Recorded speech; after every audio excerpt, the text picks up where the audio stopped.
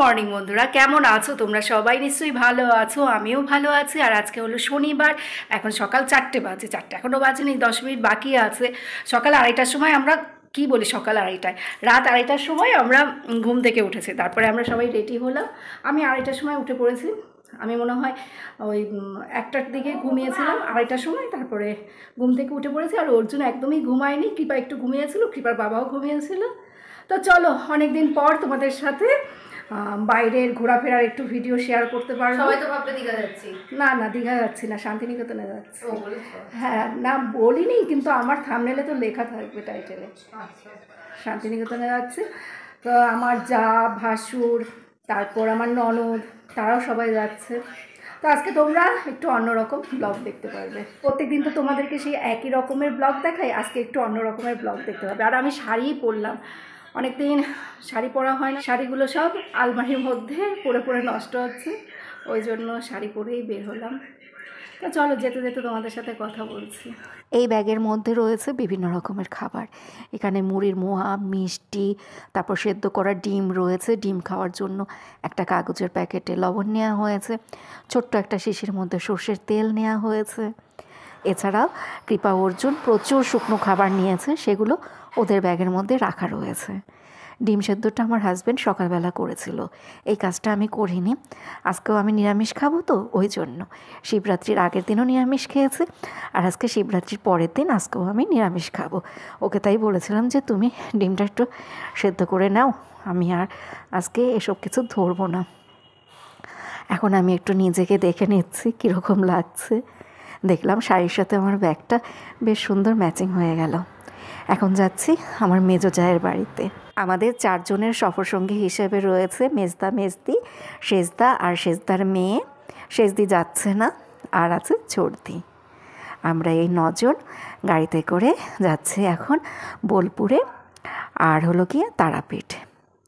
বোলপুরটা ঘুরে তারপর আমরা তারাপীঠে যাব। এক এক করে সবাই এখন গাড়িতে উঠে পড়ছে। আর আমার শরীরটা বেশি একটা ভালো লাগছে না, যেহেতু আমি কালকে উপোস ছিলাম, ওই জন্য শরীরটা কেমন যেন লাগছে। উপোস ছিলাম, তারপরে ঘুম হয়নি ঠিক মতো, সব কিছু মিলিয়ে শরীরটা একটু ঝিমঝিম লাগছে।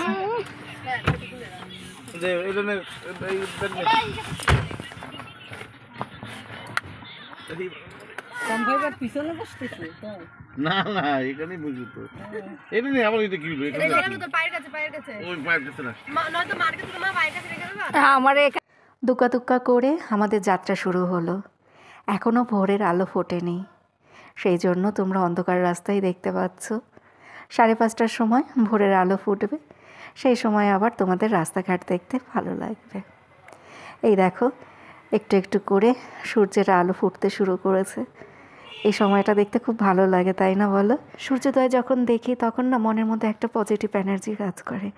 মনে হয় জীবনে যত অন্ধকার আছে সমস্ত কিছু মনে হয় এইভাবেই আস্তে আস্তে কেটে যাবে। 6:30 বাজে, না 6:30 বলছে কেন, 6টা বাজে এখন। চা খাওয়ার জন্য এই যে গাড়ি দাঁড় করালো। আমার বর তো সেই 5টার থেকে চা খাবো খাবো খাবো এরকম করেই যাচ্ছে।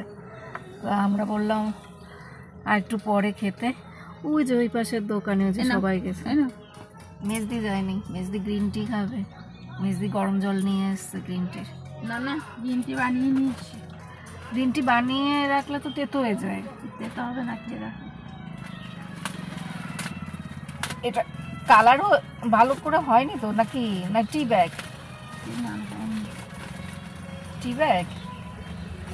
টি ব্যাগ না, তাহলে এটা বানিয়ে নিয়ে এসছো, কিন্তু কালার তো বোঝাই যাচ্ছে না।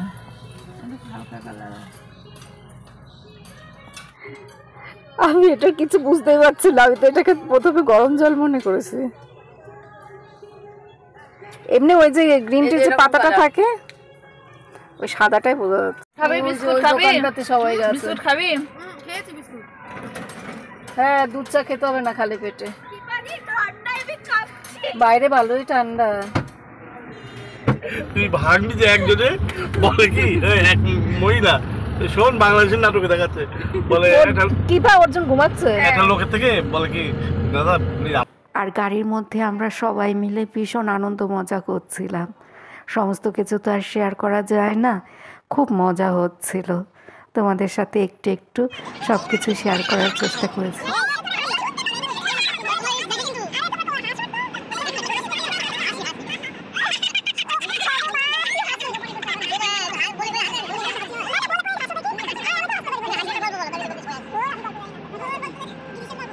চলে আসলাম শক্তিগড়ে। আর শক্তিগড়ের ল্যাংচা তো বিখ্যাত। আমার বর বলল এখান থেকে ল্যাংচা খাবে, আর আমরা এখান থেকে সকালে টিফিনটাও করে নেব, কচুরি ল্যাংচা এসব খেয়ে নেব। এখন হয়তো সকাল 7:30 বাজে। এই দেখো কচুরি, তরকারি আর ল্যাংচা। তো ল্যাংচা একটাই নিলাম, কারণ আমরা মিষ্টি জিনিস খেতে অতটা পছন্দ করি না, জাস্ট একটু টেস্ট করব। একটা ল্যাংচা আমরা 4 জন খাবো, আমি, কৃপা, অর্জুন আর আমার জায়ের মেয়ে। আমরা 4 জন ওই একটা ল্যাংচা ভাগ করে খেয়েছি। আর বাকিরা কে কটা করে খেয়েছে সেটা বলতে পারবো না।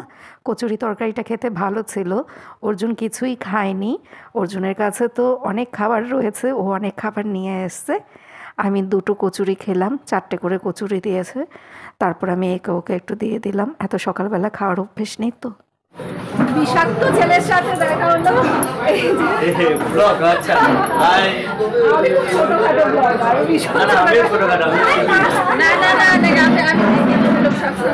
ভীষণই ভালো, কিন্তু ওকে না ওই ভিডিওতে মোটা মোটা লাগে। ও আচ্ছা, এইটা সবাই বলে যে আমাকে ভিডিওতে মোটা লাগে আর সামনাসামনি রোগা। বাইক রাইডিং করে বোলপুরে যাচ্ছে, আমরাও যাচ্ছি। ও তোমরা বোলপুরে? হ্যাঁ। বাহ বাহ বাহ, খুব ভালো। একটা ফটো তুলবো, সেলফি নেবো। একদম। আয় কি ভাই, দাদা একটা ফটো। আরে হাত নাই। আমার বর ভাসুররা ওরা তো ইউটিউব দেখে না, সেইভাবে আর কি দেখে না, ওই জন্য ওরা কিছু বুঝতেই পারছে না। তোমরা কাদের সাথে ফটো তুলছো, কেন ফটো তুলছো, তাড়াতাড়ি আসো, শুধু তারা দিচ্ছে। তোমরা তো ইউটিউব দেখো না, তাই জানো না।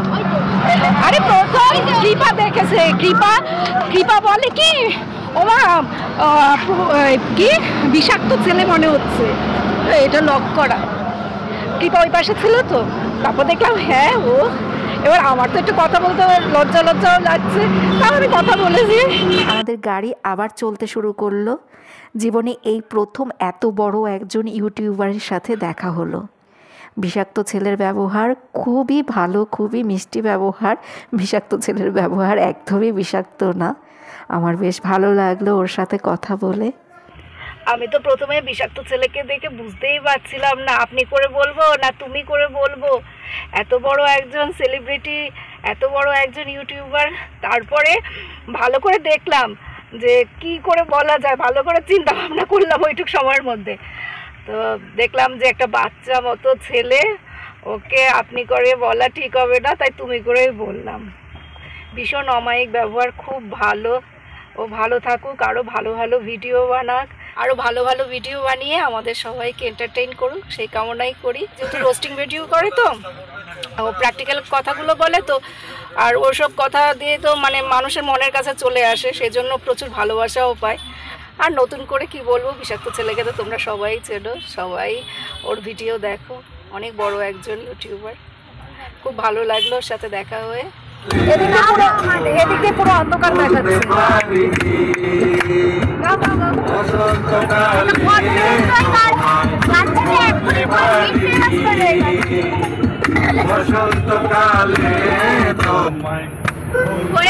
হয়ে গেল। জমানোর ছোট্টির অবস্থা দেখো, এর মধ্যে ছোট্টি কি করে মালা জপ করছে, ছোট্টি মালা জপ করছে, হরে কৃষ্ণ মালা জপ করছে, আর ওদিকে জামাল কুতুর গান হচ্ছে। ও সত্যি তুমি কি হরে কৃষ্ণ নাম নিচ্ছ, জপ করছো, না জামাল কুতুর গান করছো, বলো দেখি। হ্যাঁ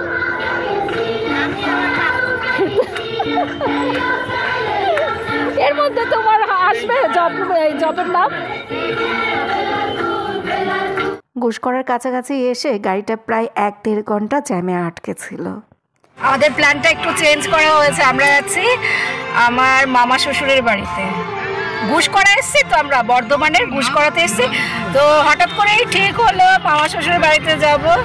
আর আমার মামা শ্বশুর মামি শাশুড়ি দুজনেই অসুস্থ, খুব দুজনেরই বয়স হয়েছে, তা আমাদের জন্য রান্না বান্না করবে সেটাও আবার বলে দিয়েছে ভাগ্নেরা ফোন করে, বললো যে ডাল আর আলুর দম রান্না করো। মামা শ্বশুর আর মামি শাশুড়ি দুজনেই নিরামিষ বুঝি, বহু বছর ধরে সানটা একটু কম হয়, বহু বছর ধরে ওনারা আর কি এই নিরামিষ খাওয়া দাওয়া করছে, ঠাকুরের কাছে ভোগ দেয় নিরামিষ। তো এখন মনে হয় পারে না, এখন মনে হয় শুধু নিজেরাই ওই নিরামিষ রান্না করে খাওয়া দাওয়া করে, ঠাকুরের কাছে মনে হয় ভোগ দেওয়া হয় না। যাই হোক, ওখানে গিয়ে ব্লগ করবো, সেই সময় তোমরা দেখতে পাবে। ওরা এই মিষ্টি কিনতে গেল ভাগ্নেরা সবাই। তোমরা কি খেয়ে এসছো? আমরা দেখলাম তোমরা জল খাচ্ছ, মুখ ধুচ্ছ। হ্যাঁ, মিষ্টি কিনতে গিয়ে নিজেরাই মিষ্টি মুখ করে এসছে। এই যে আমরা যে সবাই রয়েছি, সেই সব নিয়ে আর ভাবনা চিন্তা নেই। এই মিষ্টির দোকান থেকে মিষ্টি আনতে গিয়ে নিজেরাই খেয়ে দিয়ে এসছে। আমরা তাই বলি এত কেন দেরি করছে, আবার অস্বীকার করে, বলে না না খাইনি, আমরা যে দেখেছি সেটা বুঝতে পারেনি। হ্যাঁ, বলে একটা লোকে খেয়েছে আমার গায়ে ফেলে। ও দাদা, আমরা তো দেখলাম তিনজনেই মুখ ধুলেন, আমি তো দেখলাম তিনজনে মুখ ধুলেন, তিনজনে জল খেলেন। ও একটা লোক নিজের মুখে মিষ্টি দিতে গিয়ে নাকি ভুল করে শেষদার মুখে মিষ্টি দিয়েছে।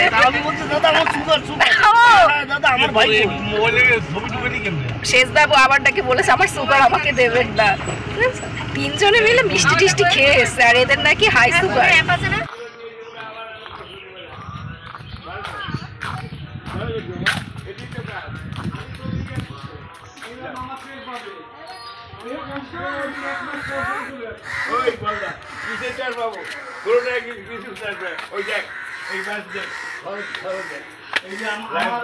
আমার বউ বাচ্চাটা তো সবাই ছিল, ওই যে তোমার পিছনে ওই যে মনে আছে? নমস্কার করো দাদুকে, যাও দাদুকে করো। কি পা গেছিলি ওই হরিসভায়? না তো, না কি পাতা নাকি? না তোমার ওই যে আমার কল্যাণে না পাইতাম, আমার কি অবস্থা হয়েছে বলতো? আমি তো কান্নাকানি করবো, কান্নাকানি করবো মন। হ্যাঁ মা, তুমি আইসা, তোমার জীবনে এই প্রথম। এটা কিন্তু আগের দরকার ছিল, সেটা বড় হলো, কিন্তু সবজন দোষ বাই, তোমার কোনো দোষ নাই। না, আপনাকে দেখার জন্য সত্যিই লাগছিল যে মামার অনেক বছর দেখি না। হ্যাঁ, সত্য কথা, অনেক বছর মামার সাথে দেখা। এটা সত্য কথা, ভুল নাই তো। তোমার পায়ের ব্যথা ঠিক আছে এখন? না গো, 2-8 হতে আর এই কিছু করছিলাম না, বুকের মধ্যে আমার আবার যাই।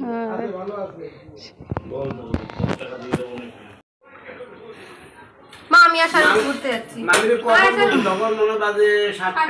সবাই উঠছি, উঠে দাঁড়াইছি।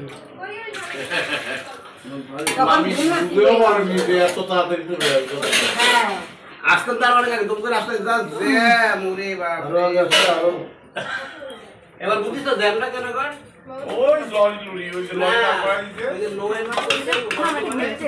তোমাদেরকে এখন আমার মামা শ্বশুরের ভাঙাচোরা বাড়িটা ঘুরিয়ে দেখাচ্ছি। আমার মামা শ্বশুরের অবস্থা ভালো না, তার শারীরিক অবস্থাও ভালো না, আর তার আর্থিক অবস্থাও ভালো না, কিন্তু তার বড় একটা মন আছে।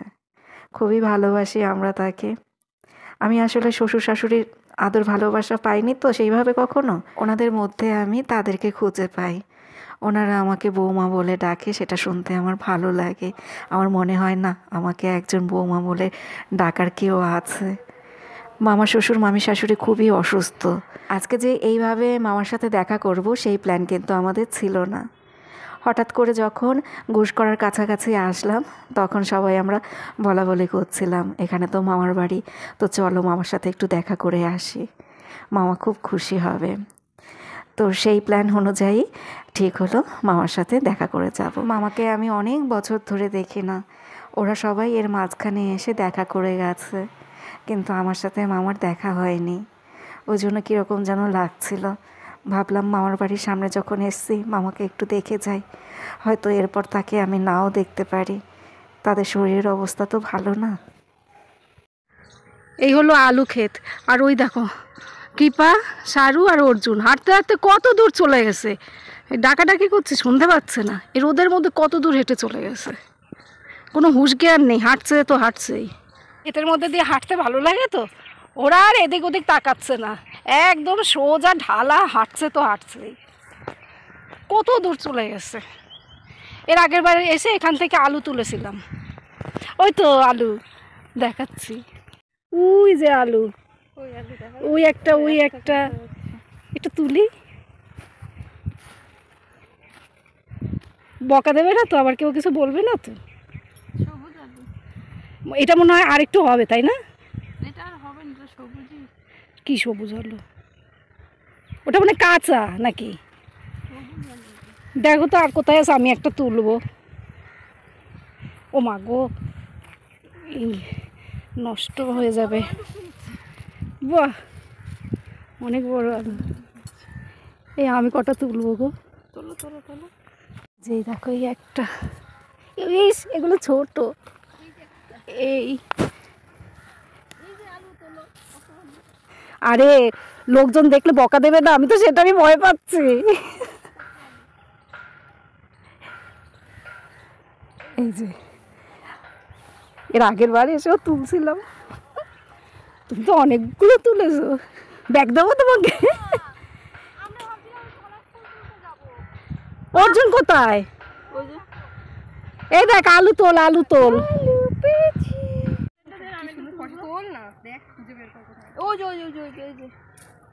ওই যে ওই পাশে, এই যে। আরে আমরা থাকলে পুরো ক্ষেত পরিষ্কার হয়ে যাবে। আমি পালাই বাবা। তোমরা তো আলু ক্ষেত থেকে আমাদেরকে আলু তুলতে দেখলে, তো ওখানে যারা আলু চাষ করে তাদের সাথে দেখা হলো। তারা তারপরে বললো ঠিক আছে তোমরা কয়েকটা আলু তুলে নিয়ে যাও। আমরা কিন্তু চুরি করে নিই বন্ধুরা, তোমরা ভেবো না যে আমরা আলু ক্ষেত থেকে আলু চুরি করে নিয়ে এসেছি, তাদেরকে বলে কয়েই নিয়ে এসেছি। মামা মামির মেয়ে বলল তোমাদেরকে আশপাশটা একটু ঘুরিয়ে নিয়ে আসি। অনেক জায়গায় নিয়ে যেতে চেয়েছিল, এখানে অনেক মন্দির রয়েছে, সেই সব মন্দিরগুলো দেখাতে চেয়েছিল, কিন্তু আমরা সেই সমস্ত জায়গায় যাইনি, যেহেতু আমরা বের হব ওই জন্য। তো এখন এসছি মিশনে। ওনারা গরিব হতে পারে, কিন্তু ওনাদের ব্যবহার, আদর, যত্ন, ভালোবাসা অতুলনীয়। ওনাদের থলিতে যতটা ভালোবাসা আছে ততটা আমাদেরকে উজাড় করে দিয়েছে। তোমরা শুধু ব্লগটা দেখো, তাহলেই বুঝতে পারবে আমার মামা মামির ভালোবাসা কতটা খাঁটি। দোলের পুজোর সময় লাগে, শিব পুজোতেই ফুল দেয়। এখন তো ফুল আর আকন্দ না, এটা আকন্দ না। লাভ দেবো? আমি যাবো। এটা হ্যাঁ, একটা গন্ধটা বেশ, এটা ভাল লাগে না। ও ফুল তুলবি? হ্যাঁ যাই। মেজ দিল, ওরে ভগবান, বাপ রে বাপ, উঠবে কি করে? এই মেজদি সত্যি। আমাকে আর একটু দাও না, তুমি কষ্ট করে নেমেছো যখন, তুমি যখন কষ্ট করে নেমেছো তখন তুলে নিয়ে আসো। উনি দেখাচ্ছে ওইখানে আরো আছে। ইস, বাড়ি থাকলে না এগুলো আমি ফুলদানির মধ্যে রেখে দিতাম। এই শোন, গার্ডার দিয়ে বেঁধে এবার উঠে। বাবা জিও, তোমার সত্যি, আমি হলে জীবনে ওখানে ওই লাভ দিতেও পারতাম না, উঠতেও পারতাম না, নামতেও পারতাম না। গাছ উঠতে পারবা? তাই তো, গাছে ওঠো দেখি। গাছে উঠেছে।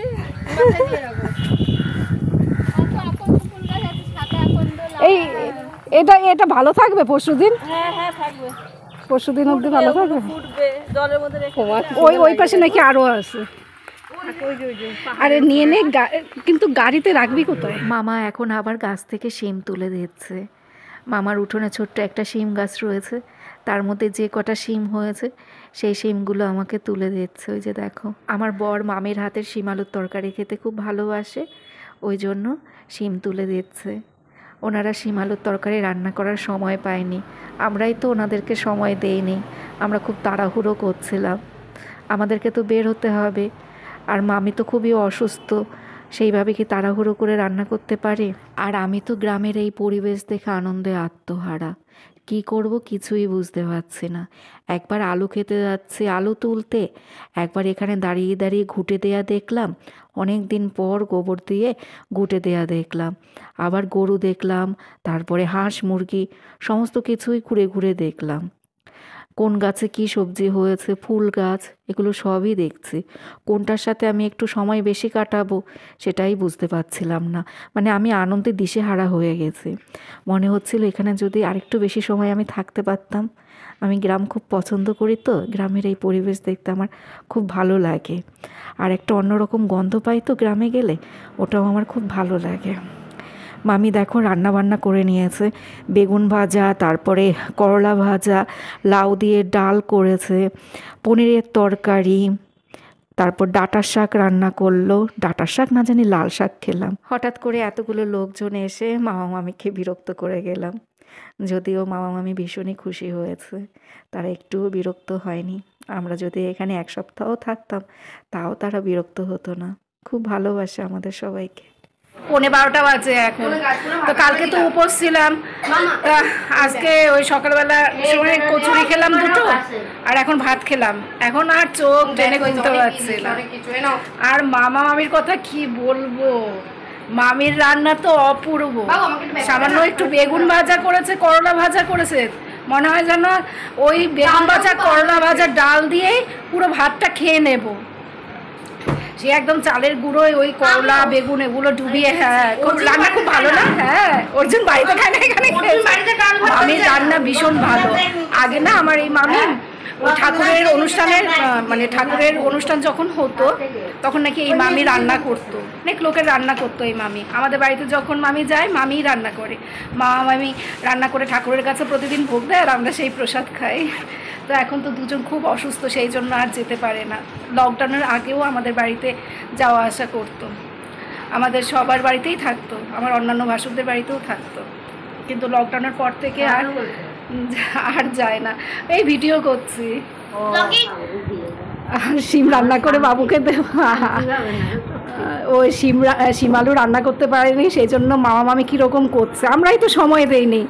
এইটুক সময়ের মধ্যে তুমি যে এত কিছু করেছো এইটুক সময়ের মধ্যে দেখেছো কিরকম ভালোবাসে, মানে কত আন্তরিকতা।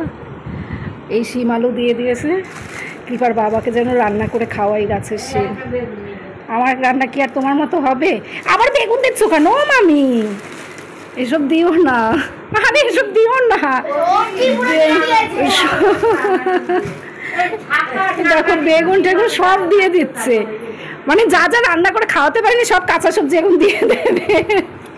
আমি ঘুষকরাতে আরও একবার এসেছিলাম, তখন মনে হয় কোনো এক আত্মীয়র শ্রাদ্ধ অনুষ্ঠানে এসেছিলাম। সেই সময় আমি বিকেলবেলা মামার সাথে দেখা করে চলে গিয়েছি। মামার বাড়িতে সেই সময় খাওয়া হয়নি, অন্য আরেকজনের বাড়িতে এসেছিলাম, তো তাদের বাড়িতেই খাওয়া দাওয়া করেছিলাম। ওই জন্যই মামা বলছিল যে এই প্রথম তুমি মামা বাড়ির অন্ন গ্রহণ করলে। এত বছর হয়েছে বিয়ে হয়েছে, কিন্তু আমি মামা শ্বশুরের বাড়িতে একবেলা ভাত খাইনি, সেই জন্যই মামা ওই কথা বলছিল। বলে তোমার কোনো দোষ নেই মা, সব দোষ আমার ভাগ্নের, আমার ভাগ্নে তোমাকে নিয়ে আসে।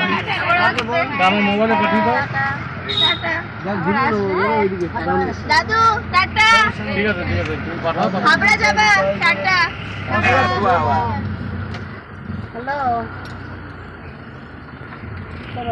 যতক্ষণ অবধি গাড়িটাকে দেখা গেছে মামা ওইখানে দাঁড়িয়ে দাঁড়িয়ে গাড়িটার দিকে তাকিয়েই ছিল। মামি তো আসতে পারেনি, মামি তো হাঁটতে পারে না, সেই জন্য মামি রাস্তার উপরে আসতে পারেনি, মামি বাড়িতেই ছিল। কিন্তু মামা দেখলে তো আমাদের সবাইকে গাড়িতে তুলে দিয়ে তারপরে বাড়িতে গেল। সকাল থেকে আজকের দিনটা কত সুন্দর কাটলো, তাই না বন্ধুরা? আমার জীবন পাতায় আজকের দিনটা স্মরণীয় হয়ে থাকবে। আমি যখন এই ভিডিওটা এডিট করছিলাম তখন জানো তো এত আনন্দ লাগছিল, মামাবাড়ির কথা খুব মনে পড়ছিল। তাহলে বন্ধুরা টাটা, আমরা বোলপুরে যাচ্ছি। ব্লগ তো অনেক বড় হয়ে গেল, বোলপুরের ভিডিও তোমরা এর পরের দিন দেখতে পাবে। আজকের ভিডিওটা এখানেই শেষ করলাম। তোমরা সবাই ভালো থেকো, খুব সুস্থ থেকো, সাবধানে থেকো। যে কটা দিন বেঁচে থাকবো সেই কটা দিন যেন আমরা সবার সাথে এইভাবে হাসি খুশিভাবে দিন কাটাতে পারি, সেই কামনাই করি। তোমরাও সবার সাথে ভালো থেকো আমাদের মতো।